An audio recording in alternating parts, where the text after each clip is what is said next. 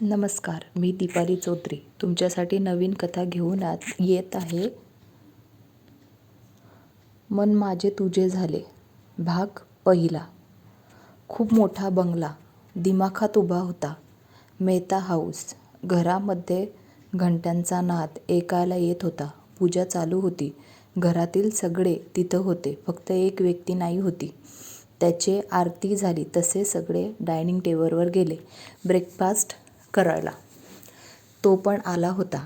त्याच्या आईने त्याला प्रसाद दिला. आरती घेतली. त्याला आवडत नाही होतं, पण आईवर खूप प्रेम म्हणून करत होता. देवावर विश्वास नाही तसं नाही, पण नको वाटत होतं हे सगळं करायला म्हणून. आरती देवपूजा करत नाही होता.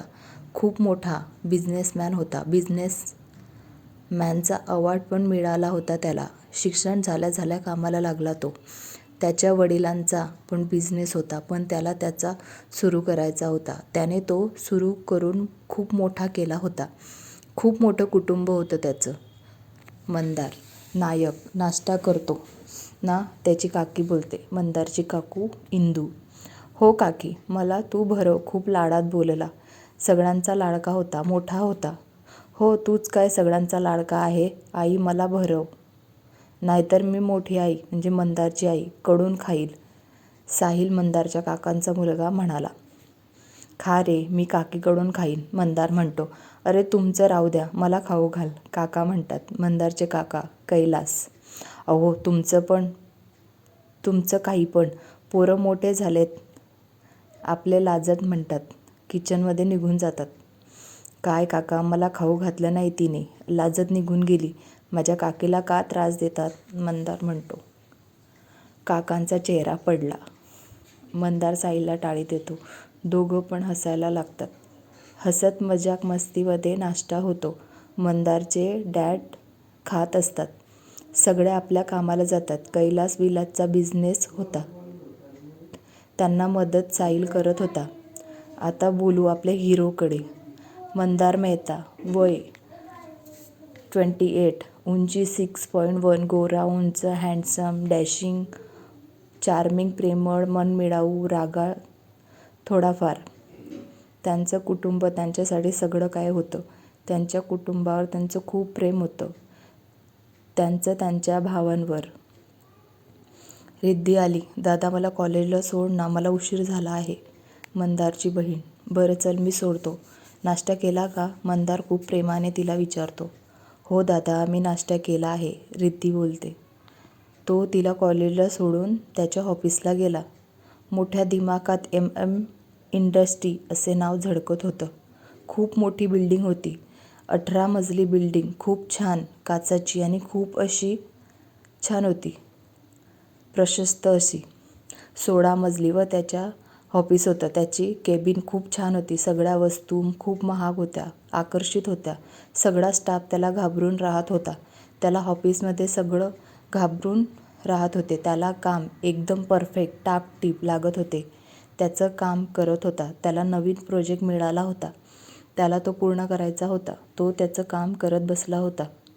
त्याचा जिवलग मित्र आला. त्याचा पार्टनर मिळून त्यांनी कंपनी सुरू केली होती. लहानपणापासून ते एकत्र होते. बोला मंदार साहेब, आज काय काम आहे, वीरेन म्हणतो. वीरेन, आता तू मार खाशील. तुला माहिती आहे काय काम आहे ते, मला विचारतो, मंदार म्हणतो. त्यांचा बराच जर मस्ती चालू होती. मंदार, एक असिस्टंट बघ तुला, मला जरा बाहेर जायचे आहे, वीरेन म्हणतो. बरं बाबा, मला पाहिजे तशी बघेल मी, मंदार म्हणतो. नंतर ते दोघं कामाचं डिस्कशन करतात. मंदारच्या घरामध्ये सरिता विचार करत बसल्या होत्या. इंदू आली. ताई, काय विचार करत आहे. मंदारचा विचार करत होते मी, सरिता म्हणते. ताई पण काय विचार करता, त्याचं सगळं छान चालू आहे, इंदू म्हणते. हो ग, त्याचं सगळं चांगलं आहे, पण मला त्याच्या लग्नाचा विचार करत होती. त्याला समजून घेईल, त्याच्यावर प्रेम करेल, त्याच्यावर खूप प्रेमाने समजवेल. त्याला खोटं बोललेलं आवडत नाही. राग पण खूप येतो त्याला खोटं बोलण्याचा, सरिता म्हणते. ताई नका टेन्शन घेऊ, सगळं चांगलं होईल. आपला मंदार प्रेमळ आहे, इंदू म्हणतात. अगं पण येतात विचार, आता त्याच्या लग्नाचं बघायला पाहिजे, मला साहिल पण करून टाकू. सरिता म्हणतात, ताई आधी मंदारचे करू, मग बघू बाकी, मग साहिलचे. लहान आहे तो मंदारपेक्षा. इंदू म्हणतात, विनायक आणि कैलासला एक मोठा प्रोजेक्ट भेटला होता, त्याचे ते डिस्कशन करत होते. लवकर पूर्ण करायचा होता. साहिलला पण त्यांनी त्यांच्यामध्ये घेतले होते डिस्कशन करायला. नंतर त्यांनी मॅनेजरला बोलवून स्टाफची एक मीटिंग ठरवायला सांगितली. ते सगळा स्टाफ जमा झाला. त्यांना पण प्रोजेक्टबद्दल सांगितलं. स्टाफ एक जण बोलला, आम्ही पण जोरदार काम करणार सर. साहिल पण खूप मेहनत घेणार होता. रिद्धी कॉलेजला खूप अभ्यास करत होती. MBA करत होती, 2ऱ्या वर्षाला होती. तिला पण तिच्या दादासारखं बिझनेस सुरू करायचा होता. तिच्या मैत्रिणी होत्या प्रिया, टीना, त्या खूप मस्त होत्या. त्यांची मस्ती, शॉपिंग, फिरणं आणि अभ्यास खूप मस्त चालू होतं. त्यात कुटुंब एकत्र, एकमेकांवर खूप प्रेम आहे, एकमेकांसाठी जीव पण द्यायला तयार असतात. रिद्धी सगळ्यांची लाडकी होती. एकुलती एक मुलगी म्हणून खूप लाड होते. दोघं भाऊ तर जीव खूपच लावतात तिच्यावर. मंदारपेक्षा 5-6 वर्षांनी लहान असणारे तो तर तिला बच्चाच म्हणत होता. खूप जीव आहे त्याचा तिच्यावर. फक्त त्यांच्या कुटुंबाला कोणाची नजर नको लागायला. ओ महाराणी, काम झालं का? एक कर, कशा आवाज आला की तुझ्या आईला बोलवू. किया तिच्या बहिणीला बोलते. 5-6 वर्ष झाले असतील. तिचे आई बाबा वारले होते. तिच्या बाबांचा अटॅक झाला होता. ते लगेच गेले होते. त्याच धक्क्याने आई पण 2-3 महिन्यात गेली. त्यानंतर दादा वहिनीने जवळ राहत होती. वहिनी खूप त्रास देत होती आणि ही खूप सहन करत होती. दादाला पण काहीच सांगत नाही होती. तर ही आहे आपली हिरोईन, एकदम गरीब गाय, गौरी कुलकर्णी. वय 23, दिसायला सुंदर पण खूप साधी. राणी, 5-6 उंची, नाक डोळे खूप छान, गोडा रंग, लांब सडक केस, चांगली शिकलेली होती.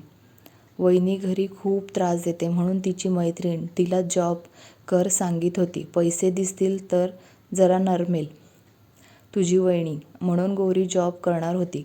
दादावर खूप जीव तिचा त्याच्या पण होता म्हणून सगळं सहन करणं. पण बायको पुढे कोणाचे चालत नाही. त्याला एक मुलगा आरव नाव त्याचं. त्याच्यासाठी गप्प बसतो. बायको धमकी देते की त्याला घेऊन माहेरी जाईल म्हणून तो काही बोलत नाही. गौरीला म्हणतो लग्न कर, ती पण ऐकत नाही. चांगल्या घरात जाईल तर सुखात राहील म्हणून तो जीव काढत असतो गौरीसाठी. तिचा भाऊ XYZ कंपनीमध्ये कामाला होता. खाऊन उरेल एवढा पगार होता. वहिनीला हाव खूप होती. कियाला गौरीचं लग्न तिच्या भाऊसोबत करायचे होते. पण किरण, गौरीचा भाऊ, नाही म्हणत होता. प्रशांतचं नाव बिलकुल चांगलं नाही होता. दारू, रात्री उशिरा येणं, काम करत होता, गुंडासारखा वागत होता म्हणून तो नाही म्हणत होता. उगाच गौरीला त्रास नको म्हणून किरणला नको होतं. सकाळी ते तयार झाले तर आता काम करून आरवला तयार केले, स्कूलला पाठवलं. किरणचा डब्बा तिचा पण बनवून घेतला. कियाला पण बनवून ठेवलं. तयारी झाली. साधीसा पंजाबी ड्रेस, तिच्याकडे जास्त कपडे नाही होते, त्यात पण खूप छान दिसत होती. काजल, गौरीची मैत्रीण, तिला बोलवायला आली. आज ते इंटरव्ह्यूला जाणार होत्या. खूप मोठ्या कंपनीमध्ये जाणार होत्या. गौरी, काजल इंटरव्ह्यूला जायला निघाल्या. गौरीने वहिनीला सांगितलं. वहिनीने नाक मुरडलं. आली मोठी कंपनीत काम करणारी. इंटरव्ह्यू चांगला दे, जॉब लागला पाहिजे, पगार ते म्हणतील त्याला हो म्हणू नको, वाढवून सांग. काजलला खूप राग आला होता वहिनीच्या बोलण्याचा. गौरीला समजलं काजलला राग आला आहे. ती बोलायच्या आधीच उशीर होऊन म्हणून गौरी तिला खेचत घेऊन जाते. काय ग घेऊन जाते, नेहमीच झालंय, तू काही बोलत नाही. त्यांना काही पण बोलणार का? सगळं काम करून एक दिवस पण काम करत नाही. आजारी असली तरी पण तूच करते. बाई आहे का कसाई, जरा पण क्यू येत नाही का तिला तुझी? काजल खूप चिडली होती. दादा आरवकडे बघून गप्प असते ग मी, तुला तर माहिती आहे ना. हा जॉब मिळू दे फक्त, थोडा वेळ तरी घरापासून दूर राहील. वहिनीचा त्रास हा पासून गौरी रडत बोलत होती. काजल जरा नरमते. तिला सांभाळते. ऑफिसला पोचता बिल्डिंग किती मोठी आणि मस्त आहे ग, काजल म्हणते. हो ना, आपल्याला नोकरी मिळेल का ग, गौरी म्हणते. मिळेल ग, काजल म्हणते. तिथे इंटरव्ह्यू घेणार आहे तिथे जातात. रिसेप्शनला चौकशी करतात. त्यांना बसायला सांगतात. गौरी बसते. काजल म्हणते आली मी बघून. ती ऑफिसमध्ये बघत असते. नीटने अळत चाललेली असते. तिचं लक्ष नसतं समोर कोण येत आहे. त्यांची टक्कर होते. ती पडणार की समोरची व्यक्ती तिला आपल्याकडे खेचून घेते. काजल त्याच्या छातीवर आदळते. आपण पडलो नाही म्हणून डोळे उघडते. तुम्हाला बघून चालता येत नाही का, मुली दिसल्या की बस. तिच्या तोंडाचा पट्टा चालू होता. थांबायचं नाव घेत नाही होती. समोरची व्यक्ती तिच्यामध्ये गुंतला होता. नाक डोळे छान होते. गोरी 5'5" उंची होती. नाजूक आणि आकर्षित करणारी. तिचे होठ त्याला वेळ लावत होते. साधा कुर्ता लेगिन्स घातली होती. आता काजलने धक्का दिला तेव्हा कुठे तो भानावर आला. ओय मिस्टर, केव्हाची बोलते मी. मुलगी पाहिली नाही आहे का कधी, काजल म्हणते. पाहिली आहे पण असा फटाका पाहिला नाही आहे, तो व्यक्ती म्हणतो. काय बोलतो तुम्हाला समजता आहे का. काजल आता खूप चिडली होती. त्यांची कॉलर पकडणार की वीरेन येतो. साहिल ब्रो इथं कसं काय, आज ऑफिस नाही का, वीरेन म्हणतो. ती व्यक्ती साहिल, मंदारचा काकाचा मुलगा. तो इंटरव्ह्यूसाठी आला होता. हो काम होतं, मंदारने बोलवलं होतं. मार्के म्हैस आडवी गेली बघ, साहिल हसत वीरेनला सांगतो. काजल खूप चिडलेली असते. तिथून निघून जाते. बडबड करत असते. बिनडोक, इडियट, डोकंच नाही. कसं बघत होता माझ्याकडे, त्याला बडबड करत होती. काय झालं आता, गौरी म्हणते. बोक्या आडवा गेला, घुरघुरणारा. डोळे बाहेर येतील एवढा मला बघत होता, काजल सांगते. गौरी थोडं हसायला येतं पण ती गालातल्या गालात हसते. कोणाशी भांडण करून आली. ऑफिसचा कोणी असला ना तर सरांच्या ओळखीचा, तर त्याचा भाऊ वगैरे आपल्याला नंतर त्रास देईल. आता शांत बस, आपला नंबर येईल. 2-3 नंबर होतात. गौरी त्यांना विचारते कसा इंटरव्ह्यू घेतला. तिला थोडं टेन्शन आलं होतं कारण जॉबची खूप गरज होती, नाहीतर वहिनीने खूप त्रास देईल. आता गौरीचा नंबर येतो. ती इंटरव्ह्यू द्यायला जाते. मंदारचे डॅड, साहिल, वीरेन तिथे बसलेले असतात इंटरव्ह्यू घेण्यासाठी. मंदारला अचानक काम आलं म्हणून तो बाहेर गेला होता. बाहेर मीटिंग होती त्याची म्हणून. May I come in sir, Gauri म्हणते. येस कम इन, वीरेन म्हणतो. बसा, साहिल म्हणतो. वीरेनचे डॅड तिचे डॉक्युमेंट चेक करत असतात. ग्रेट, डॉक्युमेंट बघून म्हणतात. एक एक करून तिला प्रश्न विचारत असतात. ते सगळ्यांची बरोबर उत्तर देत असते. मंदारचे डॅड इम्प्रेस झालेले असतात गौरीच्या उत्तर देण्याने. साहिर आणि विराटच्या पण चेहऱ्यावर स्माईल असते. ते पण इम्प्रेस झालेले असतात. पण लगेच ते निर्णय घेणार नसतात. मंदारसोबत पण डिस्कशन करणार असतात. कॉल करून कळवू तुला, मंदारचे डॅड म्हणतात. हॅट सेकंड करतात. गौरी निघून जाते. आता काजलचं नाव घेतलं जातं. देवाचं नाव घेत आणि कॅबिनकडे जाते. May I come in sir, Kajal म्हणते. येस कम इन, वीरेन म्हणतो. आता साहिलचं लक्ष जातं. बसा, साहिल म्हणतो. मार्के म्हैस इथं, आता यांची मजा घेणार, साहिल हसत असतं. काजलचं लक्ष अजून त्याच्याकडे गेलं नसतं. मंदारचे डॅड तिला प्रश्न विचारतात. ती पण हुशार असते. सगळ्यांची प्रश्नाची उत्तर देते. साहिल पण तिच्याकडे एकटक बघत असतो. हुशार म्हणावं मार्क्या म्हैसीला. साहिल तुला काय विचारायचं, वीरेन बोलला. त्याने एक प्रश्न विचारलेला नसतो म्हणून वीरेन विचारतो. आता काजलचं लक्ष त्याच्याकडे जातं. बापरे, हा मला काय विचारणार. तेव्हाचा बदला नको द्यायला नाही पाहिजे तर माझं काही खरं नाही. साहिल काजलकडे बघून डोळा मारतो. तिला त्याचा राग आलेला असतो. साहिल विचारतो, स्वयंपाक करता येतो का. काय, काजल घाबरत म्हणते. आणि हे दोघं साहिलकडे बघत असतात. असे उलटे सुलटे प्रश्न तिला विचारत असतो. ती खूप घाबरलेली असते. साहिल बस आता, मंदारचे डॅड म्हणतात. आम्ही कळवू तुला, मंदारचे डॅड म्हणतात. कॉल करून सांगू. हँडशेक करतात. ती पण बाहेर निघून जाते. बापरे, काय विचारत होतात. तो म्हणजे सरांच्या ओळखीचा कोणीतरी निघाला. बोक्या रागात बाहेर आली. काय ग, काय झालं. गौरीने प्रेमाने विचारलं. आधी ज्या व्यक्तीशी भांडली ना तो तिथं होता. उलट सुलट प्रश्न विचारत होता. डोकंच फिरवलं बोक्याने. काजल चिडत बोलली. गौरीला खूप हसायला येत होतं पण तिने कंट्रोल केलं. बरं जाऊ दे, चल आता घरी जाऊ. वीरेन साहिलला विचारत होता. आधीची मुलगी तेव्हा तर तू सरळ प्रश्न विचारले, नंतरच्या मुलीला असं का? साहिल वीरेनला म्हणतो. तेव्हा भांडली नाही का ती माझ्याशी म्हणून तिला उलटे सुलटे प्रश्न विचारले. तिचा चेहरा कसा झाला होता बघितला ना? जोरात हसायला लागतो. वीरेन म्हणतो. काही खरं नाही. गौरी काजल घरी पोचल्या. काय? गौरी सोडून तिला घरी गेली. आल्या का महाराणी? जॉबचं काय झालं, मिळाला का? किया विचारत होती. नाही वहिनी, कॉल करणार आहे, 2-3 दिवसांनी येईल कॉल. गौरी म्हणते. बरं फ्रेश हो, काहीतरी खायला कर, मला भूक लागली आहे. नंतर आरवला घ्यायला जा, बस थांबेल ते तिथं. हुकूम सोडत होत्या. काही विचार करत नाही बाई, बाहेरून आली तिला बनवून द्यायला तर हीच हुकूम सोडते. तिचा मुलगा पण. गौरी सगळं करत होती. ती फ्रेश होऊन लगेच किचनमध्ये जाते, खायला बनवते. आरवला पण घेऊन येते, त्याला फ्रेश करते, कपडे बदलते, खाऊ घालायला बाहेर घेऊन जाते. आतू तुला काहीतरी द्यायचं आहे, अर्णव म्हणतो.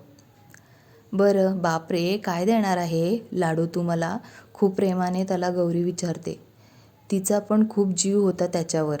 त्याच्या मम्मीसारखा नाही होता तो. तिला लहान मुलं खूप आवडतात. हा तिच्या दादाचा मुलगा होता. त्याच्यामुळे तिचा दिवस चांगला जायचा. त्याच्यासोबत खेळून छान वाटायचं तिला. त्याचा आतूवर खूप जीव होता. मम्मी त्रास देते हे तो पाहत होता.